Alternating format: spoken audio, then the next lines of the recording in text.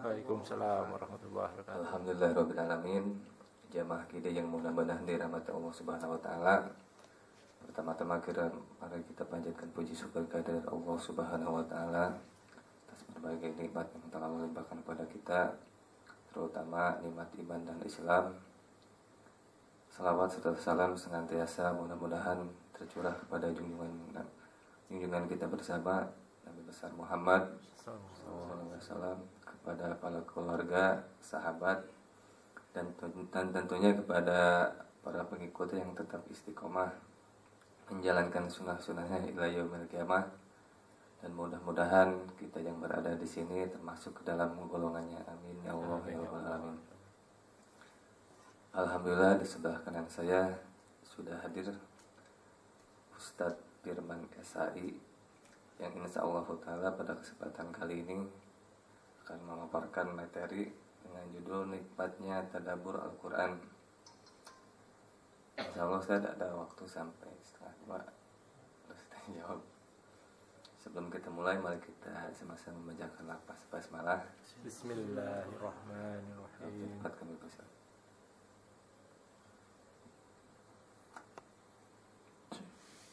Bismillahirrahmanirrahim. Assalamualaikum warahmatullahi wabarakatuh. Waalaikumsalam warahmatullahi wabarakatuh.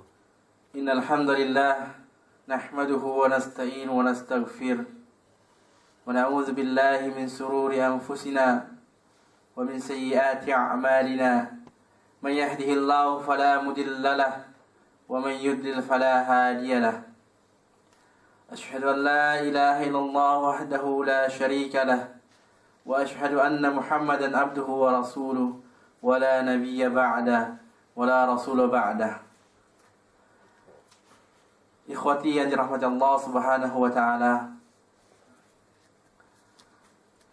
sungguh nikmat yang begitu banyak yang telah diberikan oleh Allah Subhanahu wa taala kepada kita, sehingga bisa memberikan hak-hak Allah terhadap kita.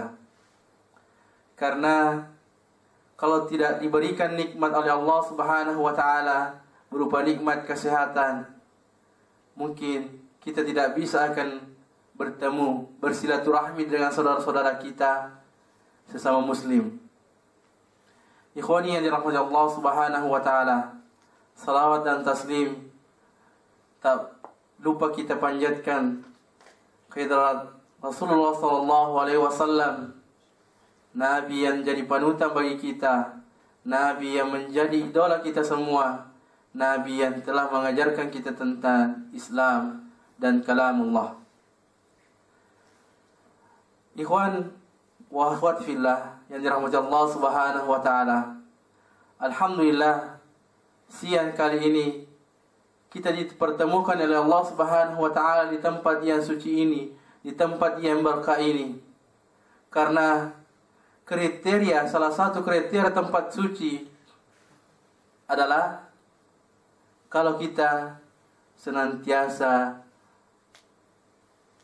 sholat di tempat tersebut, kalau kita senantiasa melafazkan Al-Quran di tempat tersebut, kalau kita senantiasa untuk bersilaturahmi dan bertemu untuk mengkaji Al-Quran, kalimatullahul azam, kalimat Allah, perkataan Allah yang sangat agung. Itu salah satu kriteria tempat yang suci. Kalau ditanyakan sekarang ini bahwa tempat mana yang paling suci di muka bumi ini, apakah Madinah, apakah Makkah, apakah Al-Quds atau bumi Syam, semuanya tidak ada yang benar. Tetapi sesuatu yang paling suci yang pernah diturunkan oleh Allah Subhanahu wa taala, yang tempat yang paling suci adalah qalbu Muhammad, qalbu Rasulullah sallallahu alaihi wasallam, hatinya Nabi Muhammad yang pernah dalam riwayat disucikan, dicuci dalam peristiwa Isra dan Miraj. Nah, bagaimana kita akan mengambil Al-Quran? Bagaimana kita akan mempelajari Al-Quran? Apakah hati-hati kita sudah suci? Apakah hati-hati kita ini jauh dari dengki, hasad, dan lain sebagainya. Tentu kita akan memulai dengan mensucikan Allah Subhanahu wa taala. Jamaah yang dirahmati Allah Subhanahu wa taala, pada kesempatan ini kita akan mendekati Al-Qur'an. Kita akan mengkaji Al-Qur'an sesuai yang disukai Al-Qur'an. Apa yang disukai Al-Qur'an adalah metode tadabbur. Kita akan menghayati Al-Qur'an supaya mengambil makna di dalam Al-Qur'an. Karena kita harus memfungsionalkan Al-Qur'an, bukan cuma sekedar bacaan. Nah, dari sini kita akan melihat ada orang yang beriman kepada Al-Qur'an dan ada orang yang tidak beriman kepada Al-Qur'an. Mungkin di antara kita banyak sekali yang membaca Al-Qur'an. Saudara-saudara kita banyak sekali membaca Al-Qur'an. Tetapi belum tentu dia beriman kepada Al-Qur'an. Karena kenapa? Dia cuma sekedar bacaan. Cuma sekedar ritual membaca Al-Qur'an. Bagus, karena dia sudah membaca Al-Qur'an.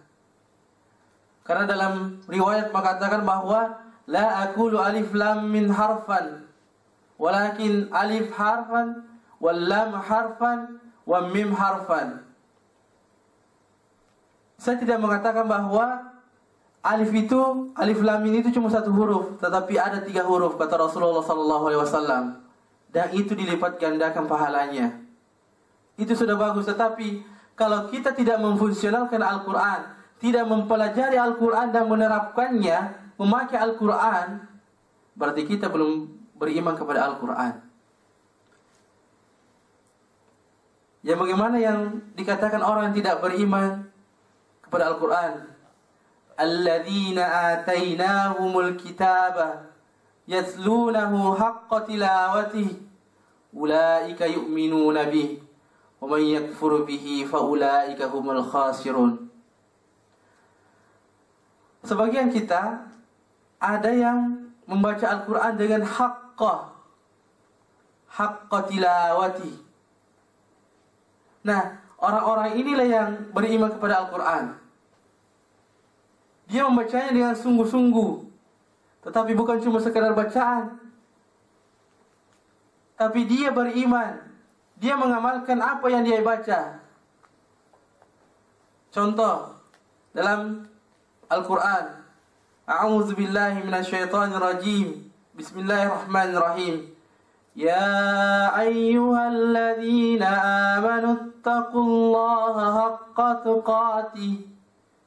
Ini dalam Al-Qur'an memanggil kita, wahai orang-orang yang beriman, ittaqullah, bertakwalah kepada Allah dengan sebaik-baiknya takwa. Tapi mungkin kebanyakan kita cuma sekedar panggilan, cuma sampai ke ya ayyuhalladzina amanu, tidak disambung. Inilah orang-orang yang yatluna haqqa tilawati. Kalau mau mengambil pelajaran dalam Al-Qur'an, harus dengan haqqa, bukan sekadar bacaan. Jangan sampai kita tergolong ulaika yu'minuna bi wa man yakfur bihi fa ulaika humul khasirun. Jangan sampai kita tergolong orang-orang yang rugi. Maka mereka itulah orang-orang yang rugi. Kenapa dikatakan orang rugi? Karena dia sudah membaca Al-Qur'an, membaca terjemahnya, tetapi dia tidak mendapatkan satu pun dari Al-Qur'an. Tidak berbekas di dalam hatinya, baik berupa perilaku maupun tingkah laku sendiri. Tidak ada bekasnya.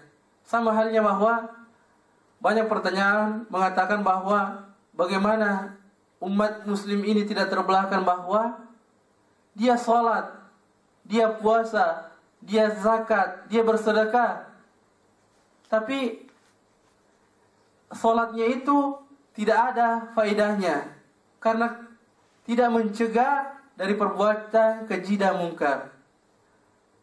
Inna sholata tanha 'anil fahsya'i wal munkar. Bagaimana salatnya itu mencegah dia dari perbuatan keji dan mungkar?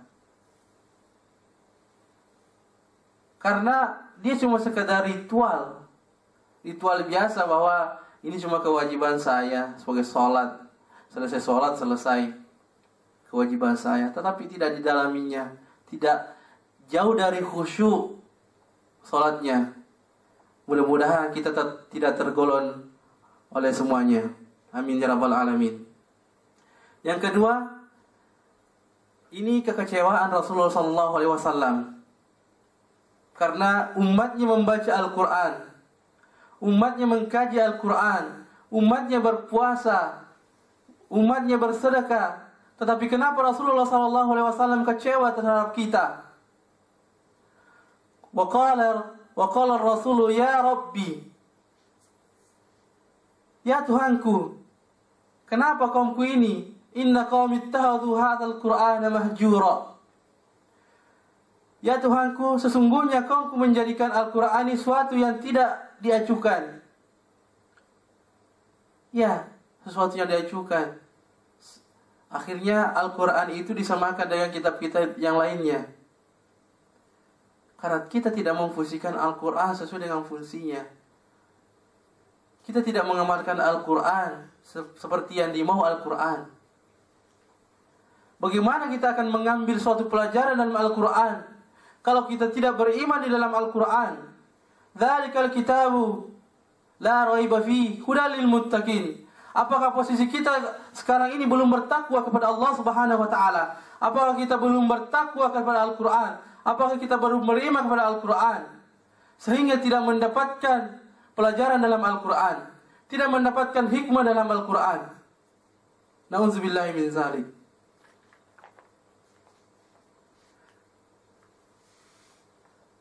Al-Quran diturunkan sebagai kitab umat ini. Kalau mau maju sekarang ini, kembalilah kepada Al-Quran. Bacalah Al-Quran dengan sebaik-baiknya.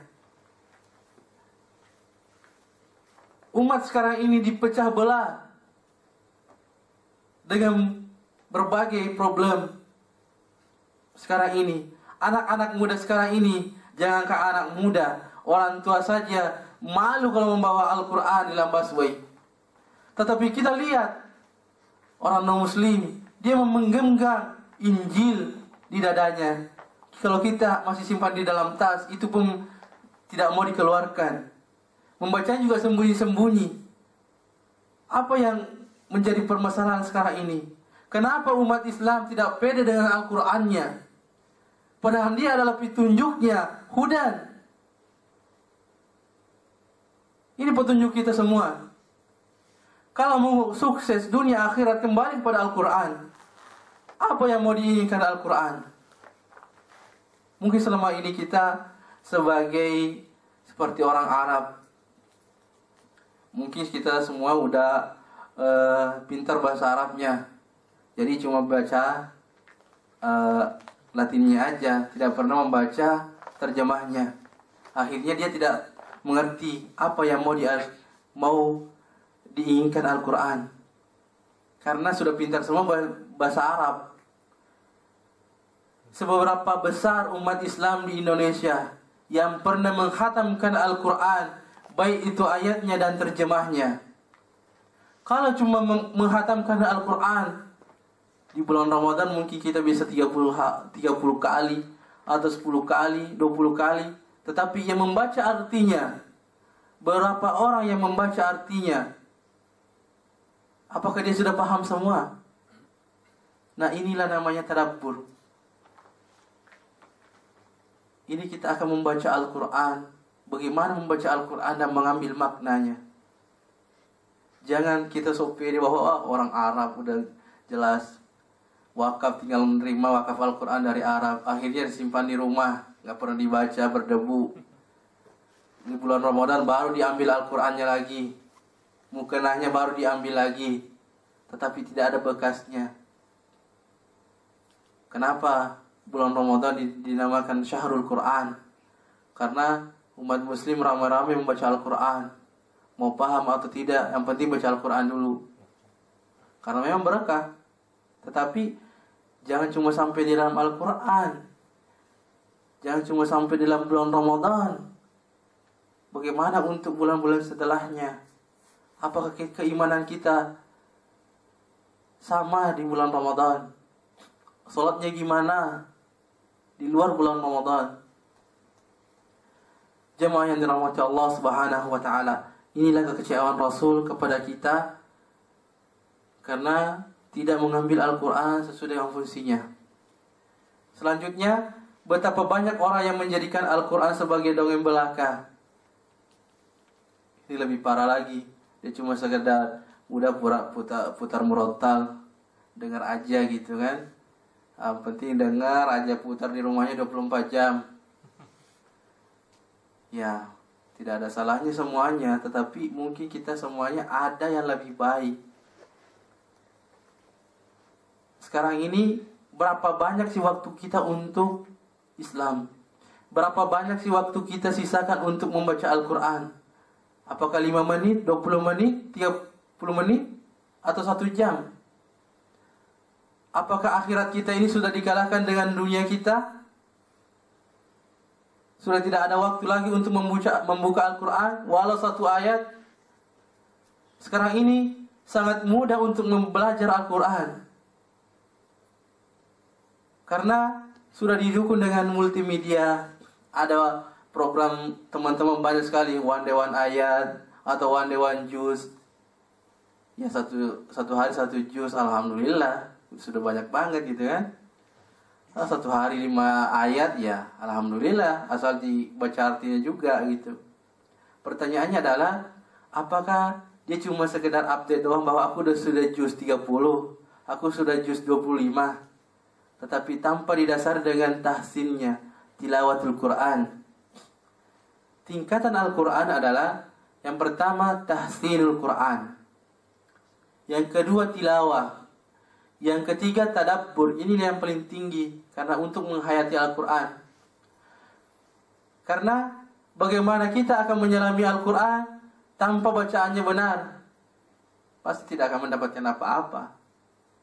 Bagaimana bisa kita akan menyelami Al-Quran atau mengambil mutiara di dasar Al-Quran tanpa mengetahui tafsirnya dan artinya? Contoh, kalau kita mau mengambil mutiara dari dasar lautan, pasti kita akan menyelam. Kalau mau mengambil mutiara Al-Quran, silahkan mengkaji Al-Quran. Maunya Al-Quran apa? Kalau Al-Quran mengatakan kita harus bertakwa, kita harus bertakwa. Itu mutiaranya.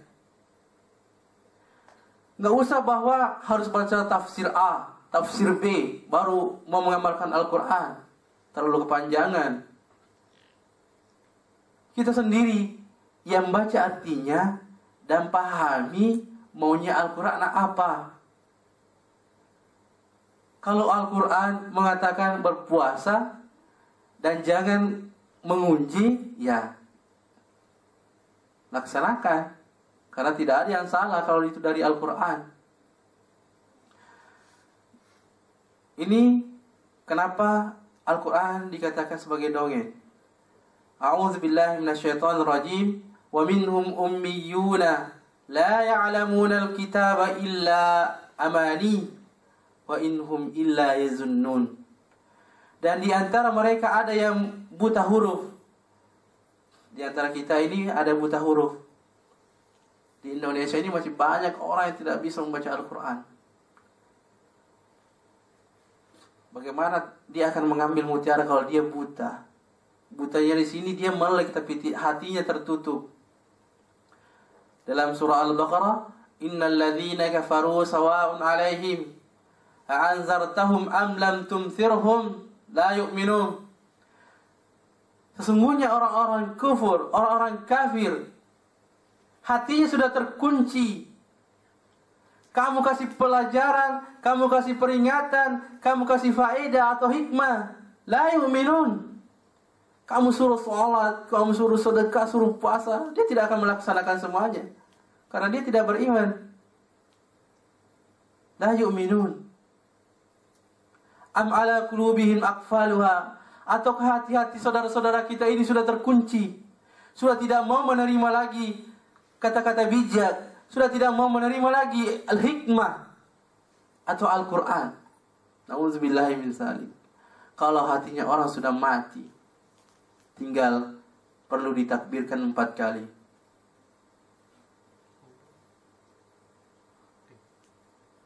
Ibnu Qayyim rahimahullah berkata, Allah mengecam orang-orang yang mengubah kitab Allah dan orang-orang buta huruf yang tidak mengetahui apa selain bacaan yang disebut dengan kata amani. Kita perhatikan di kalimat illa amani. Dongeng sebagai dongeng aja, bohong belaka, dan mereka hanya menduga-duga. Ya, dia cuma mengira-ngira bahwa wah, Al-Quran itu kan perkataan Allah, insya Allah baik. Dia mengira-ngira aja dan tidak mau mengkajinya. Ya, kalau kita udah baca 1 ayat itu sudah banyak pahalanya lah. Karena kan 1 huruf itu 10 pahala dan dilipat gandakan lagi. Sama halnya dengan orang-orang Indonesia, kalau sudah sholat di Masjid Nabawi atau di depan Ka'bah, di Indonesia udah nggak mau sholat, karena kan perbedaannya kan jauh. Kalau sholat di Makkah sana itu dilipat sekian ribu. Jadi kalau di Indonesia masih banyak tabungannya lah kalau udah pulang ke Indonesia. Akhirnya ya nggak sholat lagi di Indonesia. 1 kali sholat di Masjid Nabawi itu kan dilipatkan 1000 kali.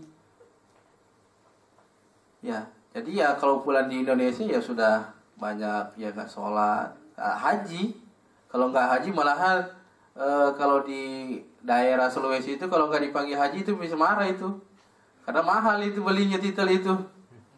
Sekarang ini mau nunggu menaik haji ini nunggunya 10 tahun, 5 tahun, itu paling cepat itu. Ya, ini yang kekhawatiran kita semua. Nah, sekarang kita bagaimana untuk sukses untuk mempelajari Al-Quran. Yang pertama, jangan pernah berkata susah. Karena kalau kita berkata susah untuk membaca Al-Quran, bacanya aja kita mengatakan susah, itu sudah kita menambah gembok hati kita. Artinya kita mengunci lagi hati kita ini. Baru lihat Al-Quran, wah ini udah susah ini baca Al-Quran ini. Apalagi kalau di tes 1-1 nih, subhanallah ini.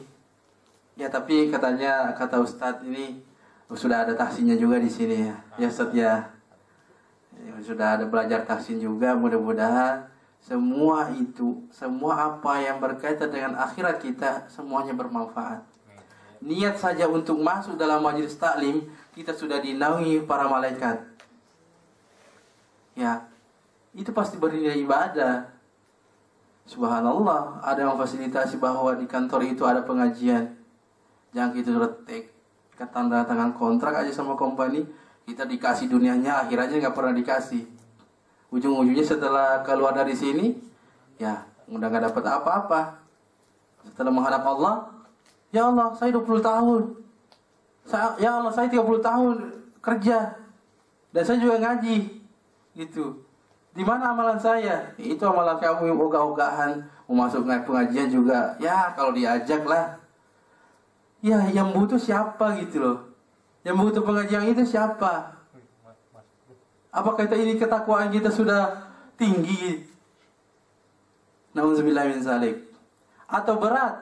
Jangan berkata susah atau mengatakan berat sebelum mempelajari Al-Quran. Buka dulu, baru bilang susah. Buka dulu, baru bilang berat. Ini orang-orang kita ini belum apa-apa. Aduh, aku nggak bisa, saya belum belajar Al-Quran. Kemana aja selama ini? Udah berumurnya 20 tahun lebih. Mengajinya sih dulu waktu TK, itu pun dekat rumah, TPA, dekat masjid gitu kan. Kalau dikasih uang jajan baru ngaji. Alhamdulillah. Yang kedua, sucikan Allah lalu berdoalah, ya Rabb, tambahkanlah ilmuku. Rabbi zidni ilman. Yang pertama apa? Kita harus mensucikan Allah. A'udzu billahi minasyaitonir rajim. Harus berlindung kepada Allah, karena tidak ada yang pelindung yang paling kuat selain Allah. Siapa sih yang bisa selamat dari godaan syaitan? Syaitan itu sudah mengatakan bahwa saya akan menggoda dia dari depan, dari belakang, dari samping, kanan, kiri, dan dari atas. Semuanya akan digoda oleh syaitan. Jadi, tapi pelindung kita lebih kuat lagi, Allah Subhanahu wa ta'ala. Dan jangan lupa berdoa. Doa itu sangat ampuh. Tapi jangan mengatakan bahwa saya sudah sering berdoa, tapi kok doa saya nggak dikabul-kabulkan gitu kan. Apalagi kalau minta jodoh gitu. Waduh, kapan nih, siapa yang datang ini? Belum lagi contohnya masih mandek jodohnya. Mungkin kurang sedekah atau zakatnya masih kurang itu. Itu perlu diperbaharui lagi doanya. Tetapi yakinlah, doa itu tidak ada yang tidak dikabulkan. Semuanya dikabulkan, tetapi belum saatnya. Umar bin Khattab mengatakan bahwa saya tidak minta kepada Allah dikabulkan sekarang doa saya, tapi saya minta kepada Allah untuk dimampukan untuk berdoa saja. Karena kalau Allah sudah memampukan saya untuk berdoa, pasti doa saya dikabulkan. Karena banyak sekali saudara-saudara kita yang tidak dimampukan untuk berdoa. Untuk meminta kepada Allah tidak dimampukan. Banyak. Kalau bisa kita lihat kalau kita sholat berjamaah, sebesar apa saudara-saudara kita ini setelah salam berangkat, setelah salam berangkat, nggak ada waktunya untuk berdoa. Meminta aja 1 detik nggak ada. Karena memang tidak dimampukan untuk berdoa. Makanya Umar bin Khattab, kalau saya dimampukan untuk berdoa, berarti doa saya sudah dikabulkan. Karena Allah tidak pernah berbohong. Apakah itu di akhirat? Allahu a'lam. Karena ya, rezeki itu memang Allah yang atur semuanya. Kita nggak usah menggurui Allah. Ya Allah, berikanlah ini. Ya Allah, berikanlah ini. Ya Allah, berikanlah ini. Allah tahu kemauan kita semua. Cuman Allah juga tahu bahwa kalau hambaku ini, kalau aku kasih rezeki yang banyak, dia tambah jauh dari kepada saya. Kalau masih jadi karyawan di sini masih ngaji. Kalau saya angkat jadi presiden, wah udah nggak ngaji itu karena kesibukannya. Itu disolimi. Jadi Allah udah tahu semuanya. Gak usah mengeluh sama Allah, nikmatin aja.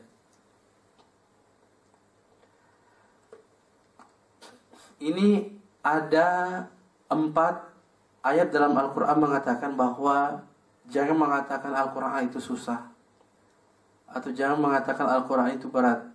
Yang pertama, وَلَقَدْ يَسَّرْنَا الْقُرْآنَ لِلذِّكْرِ فَهَلْ مِن مُدَّكِرٍ.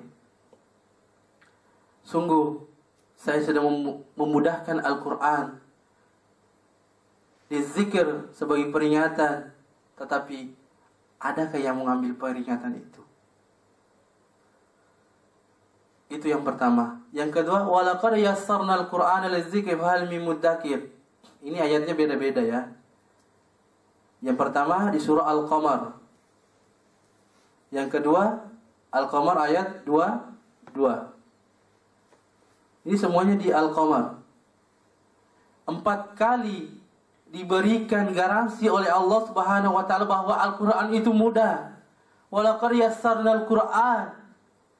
Sungguh, saya sudah memudahkan Al-Qur'an untuk dipelajari.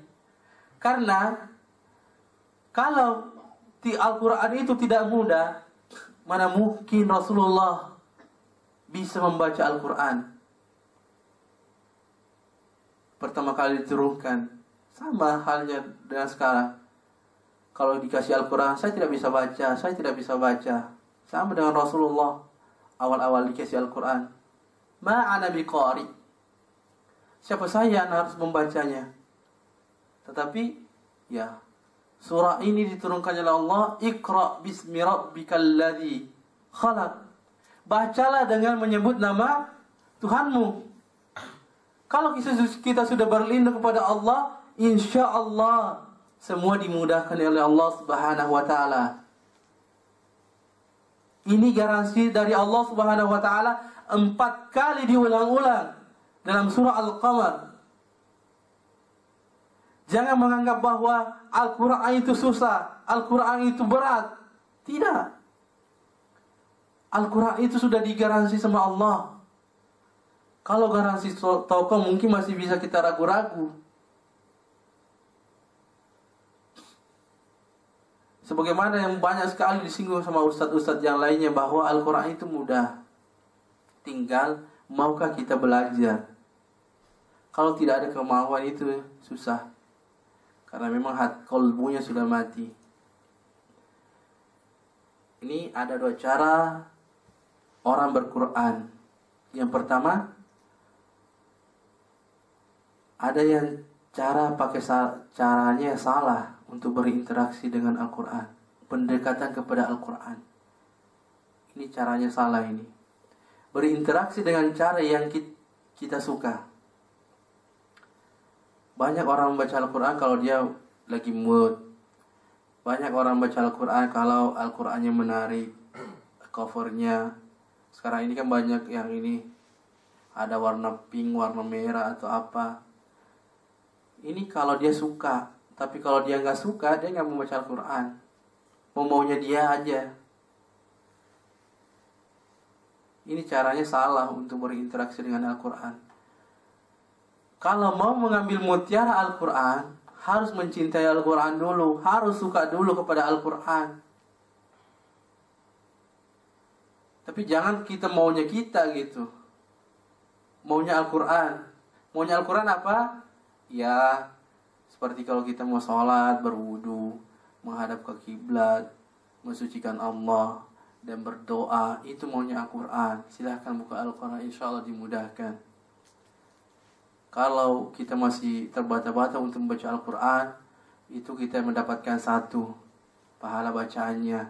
Kalau kita sudah mahir membaca Al-Quran, itu mendapatkan 2. Yang pertama pahala bacaannya, dan pahala bersama dikumpulkan sama para malaikat Al-Mahirul Quran, yang membaca Al-Quran.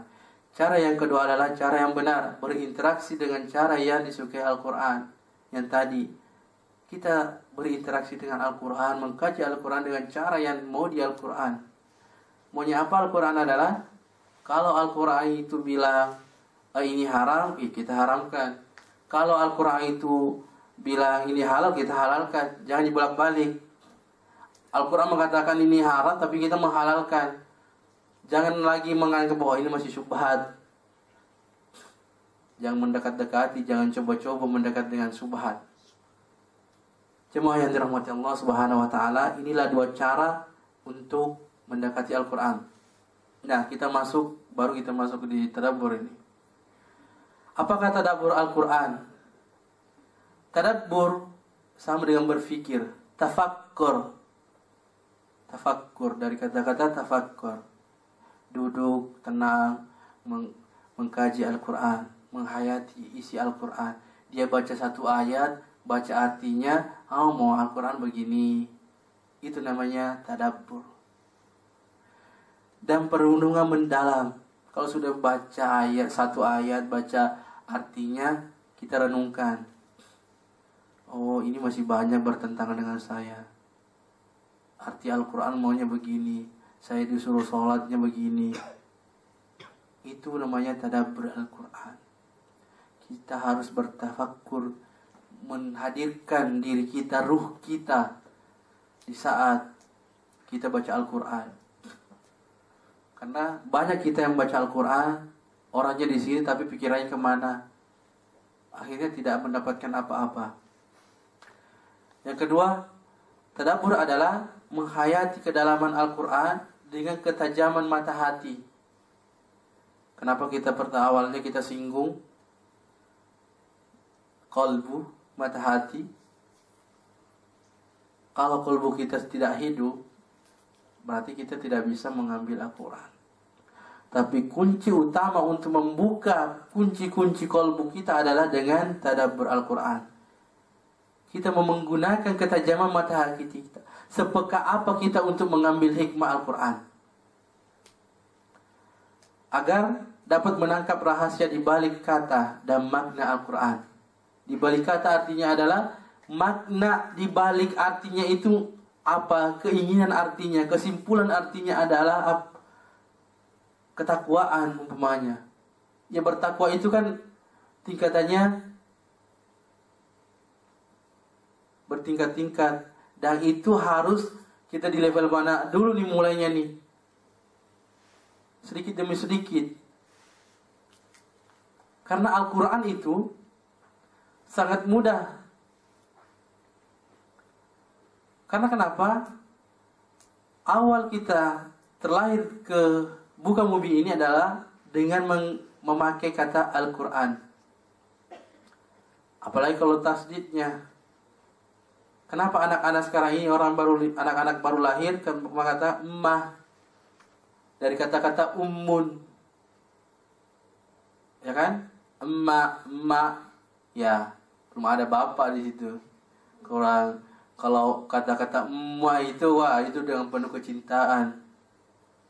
Kalau sama halnya kalau kau bilang I love you itu tidak terlalu menarik. Tapi kalau dia mengatakan uhibbuka fillah, uhibbuka, ada bertasdid, uhibbuka fillah, saya mencintaimu karena Allah. Ada tasdidnya emmah. Makanya kalau yang sering-sering ini, ya pasti dia lebih peka terhadap Al-Quran. Orang yang selalu gembira setiap hari, kalau mengatakan saya sayang kamu, I love you, apa itu hidupnya lurus-lurus aja, itu nggak ada masalah, tersenyum setiap hari gitu kan. Makanya sering-sering kalau masuk kantor, ya akhi uhibbuka fillah, wahai saudaraku saya mencintaimu karena Allah, tidak masalah. Ya ukhti uhibbuka fillah, wahai saudaraku saya mencintaimu karena Allah. Karena Allah bukan sesuatu hal, jangan pakai syahwat. Tapi ya kalau sama istri nggak apa-apa kalau pakai syahwat. Ya, membuka kunci qalbu. Afala yatadabbaruna al-Qur'an am ala qulubihim aqfaluha. Ini surah Muhammad, silakan dibuka-buka kalau pulang. Silakan dibaca artinya. Ini pembuka kunci-kunci qalbu kita ini. Kalau selama ini kita merasakan tidak mendapatkan faedah dalam Al-Quran, tidak mendapatkan apa-apa dalam Al-Quran, dia tidak mengambil peringatan dalam Al-Quran, nah mungkin kalbunya terkunci, hatinya terkunci. Cuman kalau kita di Indonesia ini, pemahaman kita itu adalah kalbu itu sama dengan hati, padahal beda kan. Kalbu dengan hati. Kalau hati bahasa Arabnya kabid, di sini. Kalau kalbu agak-agak samping, itu kalbu. Ya. Maka apakah mereka tidak mentadabburi Al-Quran atau memperhatikan Al-Quran, atau hati mereka terkunci? Nah ini nih bahaya kalau hatinya sudah terkunci. Dia tidak akan menerima apapun. Ini lebih baik kita takbirkan 4 kali. Dia berurusan sama Allah, kita bungkus takbir 4 kali. Artinya udah mati semuanya, hati sudah mati. Karena kalau hati seseorang sudah mati, ya semuanya sudah mati juga. Sama halnya daging itu, kalau dalam hadis, kalau hati kita itu sudah bersih, berarti semuanya pekerjaannya bersih. Kalau hatinya baik, maka orang itu juga baik. Tapi kalau hatinya rusak atau mati, alhamdulillah min zalik, tidak ada kebaikan lagi kepada orang ini.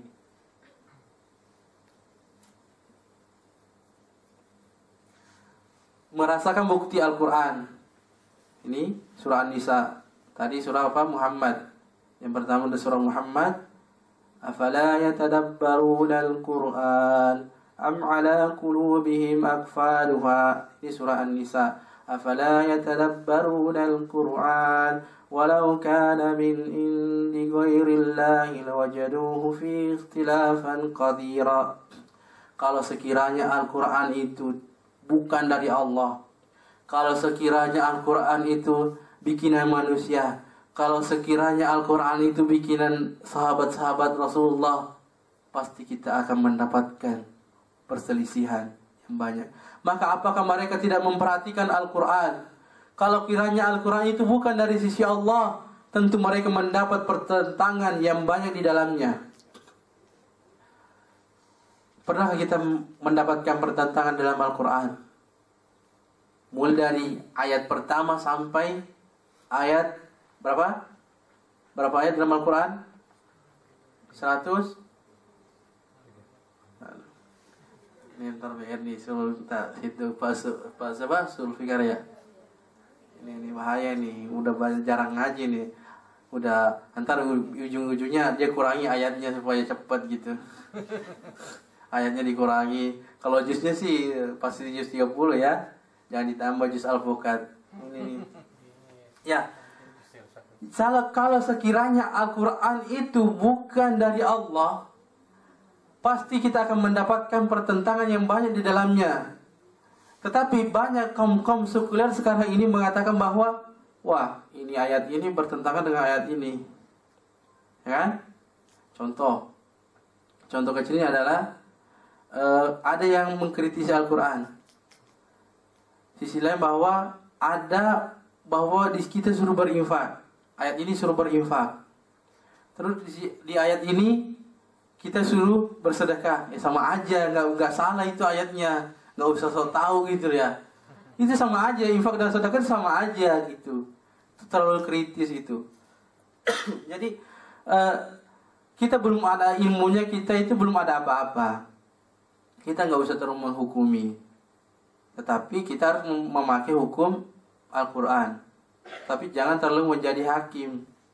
Melihat permasalahan ini nggak boleh, itu boleh. Akhirnya jadi hakim sendiri. Sedangkan ilmu kita belum sampai ke sana. Kalau masalah persoalan-persoalan bahwa furu'iyah, ikhtilaf, ya itu kita tanya kepada ahlinya. Kita jangan terlalu untuk menghakimi orang yang nggak sholat itu udah kafir. Kita nggak boleh. Karena dalam riwayat juga mengatakan bahwa ada salah satu sahabat yang berjihad, tetapi ketika dikisahkannya itu ketika dia mau memenggal kepala orang kaum kafir, dia langsung mengatakan apa? Dia langsung bersyahadat. Tetapi para sahabat ini cuma bohongan. Karena dia sudah terpojok, sudah mau mati, makanya langsung syahadat. Itu cuma akal-akalnya dia. Tapi kata Rasulullah SAW, apakah kamu bisa bertanggung jawab dengan kalimat la ilaha illallah? Apakah kamu sudah membelah hatinya sambil melihat apakah itu bohong atau tidak? Sesungguhnya yang tahu hanya Allah Subhanahu wa taala. Oleh karena itu, kita boleh bergaul sama siapa saja, tetapi kita perlu untuk membentengi diri kita sampai mana pergaulan itu dibiarkan oleh Allah Subhanahu wa taala. Ini tadabbur Al-Qur'an. Jika Anda ingin mendapatkan mutiara dari dasar samudra, apa yang akan Anda lakukan? Demikian pula mutiara Al-Quran hanya akan Anda peroleh dengan menyelami kedalamannya. Menyelami kedalamannya adalah menghayati Al-Quran. Mudah-mudahan ketakwaan kita bertambah dengan Al-Quran. Karena rumus atau kunci sukses kita ada di dalam Al-Quran. Mau sukses dunia akhirat ada di dalam Al-Quran. Kembali ke Al-Quran. Permasalahannya kita menjauh-jauh, berbondong-bondong untuk menjauhi Al-Quran. Padahal itu petunjuk kita. Ya kan? Itu adalah petunjuk kita. Dzalikal kitabu la raiba fihi hudal lil muttaqin. Kenapa Allah mengatakan tidak ada keraguan? Dzalikal kitabu la raiba fihi. Tidak ada keraguan di dalamnya. Dan itu adalah petunjuk kita semua. Mudah-mudahan Al-Quran itu bisa menjadi petunjuk kita untuk mendapatkan mutiara Allah Subhanahu wa ta'ala. Pengaruh Al-Quran bagi manusia sangat banyak.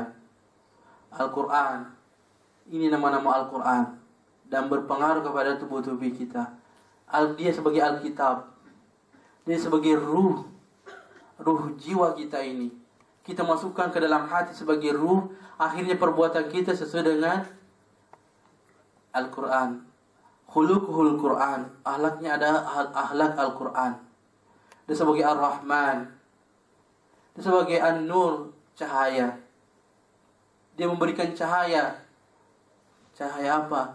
Bukan cuma cahaya dalam hatinya, tapi cahaya perbuatan. Mukanya berseri-seri, dia sering berwudu. Cuma jangan menghukumi di dunia. Itu cuma Allah yang tahu. Dia sebagai Al-Furqan. Dia sebagai pembeda. Dia sebagai penyembuh. Kalau ada yang sakit, silahkan baca Al-Quran. Karena Al-Quran adalah apa? Penyembuh. Dia sebagai syifa'ul linnas lima fi sudur. Dia sebagai penyembuh bagi manusia tentang apa-apa yang dalam hatinya. Mungkin karena itu aja dari saya. Ada yang mau ditanya silahkan. Syukran. Wassalamualaikum warahmatullahi wabarakatuh. Waalaikumsalam warahmatullahi wabarakatuh. Terima kasih pada Pak Ustadz Firman Nisahi atas pembawakan materinya. Selanjutnya kami persilakan kepada para jemaah, barangkali ada yang mau ditanyakan terkait tentang materi ini. Kami persilakan satu atau dua penanya mungkin ya.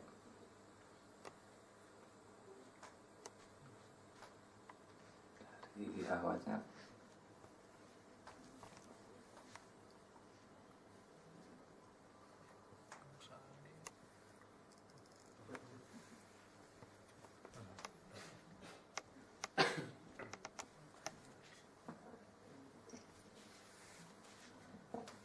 Bismillahirrahmanirrahim. Saya mau nanya Ustaz, belum lama ini saya pernah dapat info di layanan BBM ya, tentang satu kitab suci untuk agama Kristiani yang mirip dengan Al-Quran ya. Maksudnya menyisipkan surat-surat yang sebenarnya bukan surat Al-Quran. Yang saya mau tanyakan di sini, tadi kita belajar bagaimana mentadabburkan Al-Quran dari mulai tahsin, tilawah dan tadabbur. Bagaimana cara kita agar tidak tertipu dengan kitab-kitab suci demikian, karena mayoritas kita untuk pengetahuan tentang bahasa Arabnya sendiri minim. Kemudian ingin mengetahui apakah itu Quran dengan terjemahan yang benar atau yang tidak. Nah, itu bagaimana Ustaz? Mungkin itu saja Ustaz. Terima kasih waktunya Ustaz.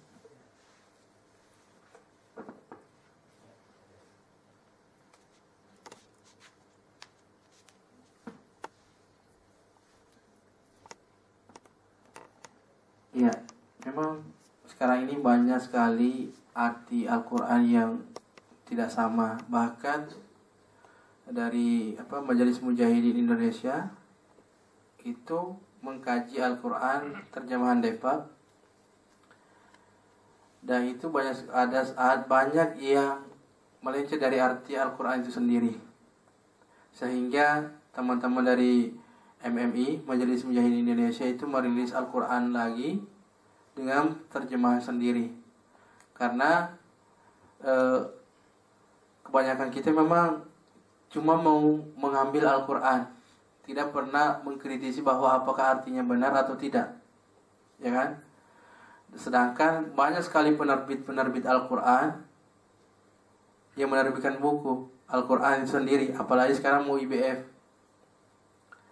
Nah, kalau kita untuk mengetahui semuanya itu, banyak juga penerbit Syiah, ya kan? Syiah menerbitkan Al-Quran, itu banyak sekali penerbitnya, dan itu dananya lebih kencang daripada teman-teman. Nah, ini apa yang kita harus lakukan? Ya, kita harus banyak-banyak berdoa, karena kapasitas kita tidak sampai kepada tingkat yang diinginkan. Umpamanya kita belum bisa bahasa Arab. Mungkin untuk lebih aman dulu ini, ya paling kita pakai terjemah Depak gitu kan. Itu bisa dipertanggungjawabkan sama orang Depak. Tetapi banyak juga yang beredar di Android itu, ya katanya brokes-brokes yang banyak itu katanya ada Al-Quran ini kalau kita download, dan itu artinya juga ada yang salah. Sengaja memang disebutkan itu nama Al-Quran, tetap Al-Quran, tetapi memang artinya agak salah gitu. Nah, kalau permasalahannya bahwa ada kitab sucinya orang Nasrani atau apa yang mengambil makna-makna dalam Al-Quran itu, ya itu mah bikin-bikinan mereka ya. Karena memang dari awal itu kan kita sudah diturunkan oleh Allah Subhanahu wa taala ada beberapa kitab, sehingga dirangkumlah menjadi satu, yaitu Injil juga ada maknanya. Dan kita yakin bahwa Injil sekarang itu jauh dari Injil yang aslinya. Itu sangat jauh. Karena banyak perubahan-perubahan. Kalau Al-Quran sudah tidak ada perubahan. Itu kalau Arabnya itu sudah tidak ada perubahan. Paling kalau kapasitas teman-teman kita yang penerjemah Al-Quran ini, ya kapasitas bahasa Arabnya sampai mana. Nah, oleh karena itu kita harus banyak-banyak berdoa kepada Allah supaya dihindarkan dengan hal-hal yang tidak kita inginkan. Karena kita untuk men-screening semua itu butuh ilmu emang. Cuma untuk sekarang ini kita cari aman-aman aja. Ambil terjemah Depak. Nah, itu kalau ada itu sudah jelas-jelas ngambil makna Al-Quran, sebenarnya dia masukkan ke dalam kitabnya itu, mudah-mudahan kita bisa mencegahnya atau gimana. Tetapi Al-Quran itu diturunkan untuk semua umat. Untuk semua umat. Bahkan kalau kita ditanyakan bahwa banyak sekali non-Islam yang lebih paham Al-Quran daripada orang Islam itu sendiri. Banyak sekali penelitian-penelitian yang mengkaji Al-Quran, akhirnya dia masuk Islam. Itu lebih banyak ketimbang orang teman saudara-saudara kita ini. Kemarin sempat juga kami ke Gunung Kelot dan Sinabu. Katanya di sana udah ada yang murtad. Karena kebanyakan kita itu LSM dan lembaga-lembaga dakwah yang lainnya itu kalau sudah pas bencana rame-rame ke sana. Tapi pas itu ditinggalin. Berbeda dengan orang-orang misionaris. Dia datangnya kalau sudah pada pulang. Ya kan? Nah, itu gampang sekali untuk memurtadkannya itu. Karena kan ekonominya belum stabil. Kalau sudah ngomong sama perut, itu instan dia bisa kufur. Nah, itu mudah-mudahan. Tetapi yang masuk yang keluar dari yang murtad itu bukan orang-orang pintar. Ketimbang orang-orang Kristen yang masuk Islam itu orang-orang pintar. Karena dia meneliti. Dan dia mendapatkan hidayah. Makanya itu, kalau yang keluar itu memang banyak, tetapi kualitasnya sedikit. Nah, itu mudah-mudahan kita harus memperbanyak doa kita untuk berlindung kepada Allah. Kalau memang itu diambil dari makna-makna Al-Quran, berarti dia juga sudah meyakini Al-Quran. Meyakini dalam arti bahwa isi Al-Quran itu baik, makanya dimasukkan ke dalam kitabnya. Ya kan? Kalau itu tidak baik, nggak mungkin dia memasukkan. Mudah-mudahan dia dapat hidayah. Amin ya rabbal alamin. Syukran. Allahu a'lam bishawab. Terima kasih Ustaz. Alhamdulillah sampailah kita di akhir acara kita kali ini. Mari kita tutup dengan membaca doa penutup majelis. Subhanallahumma wa bihamdika asyhadu an la ilaha illa anta astaghfiruka wa atubu ilaik. Mudah-mudahan Allah pertemukan kita kembali di minggu depan. Terima kasih. Wassalamualaikum warahmatullahi wabarakatuh. Waalaikumsalam warahmatullahi wabarakatuh.